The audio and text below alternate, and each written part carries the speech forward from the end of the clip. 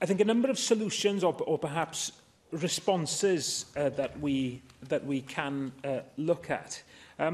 I believe that we should be seeking to put the onus on the banking and finance sector to provide a minimum level of access. As I said, that's not a matter of saying let's have every branch open in every town, as was the case years ago, but making it a duty for the sector to ensure that there is at least a suitable level of access. And Plaid Cymru in the UK Parliament have requested that government introduces a last bank in town status as part of the British Banking Association legislation. I'll come to you in a second. And here, of course, I sound that warning that we can't have a race by the banks to make sure that they're not the last bank in town.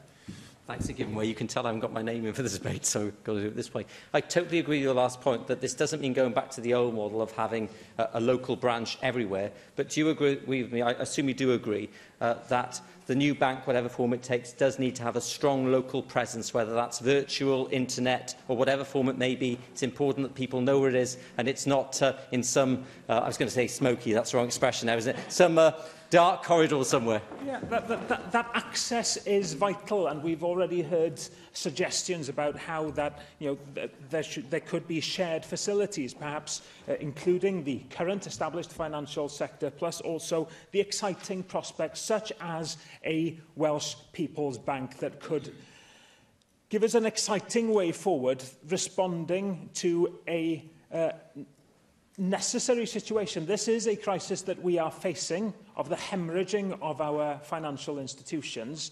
This isn't a pipe dream. When we look at the North Dakota Bank and seeing that it is a hugely profitable bank, able to pump money back into infrastructure projects in North Dakota, where government deposits its finances with that bank in order to ensure that there is a continuous flow of money. These are exciting prospects that I believe we can't afford to ignore.